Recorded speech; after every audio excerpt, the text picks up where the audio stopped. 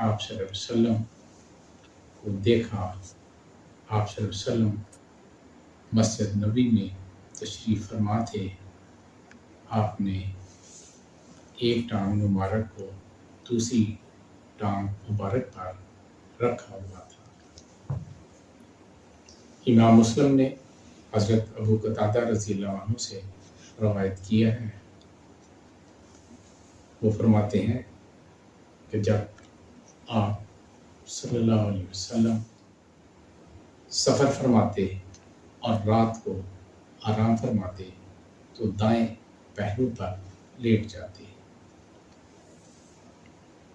جب صبح سے پہلے آرام فرما لیتے تو کوہنیوں کو بلند فرماتے اور سر اقدس اپنی ہتھیلیوں پر رکھ لیتے۔ مسلم سے نقل کر رہا ہوں۔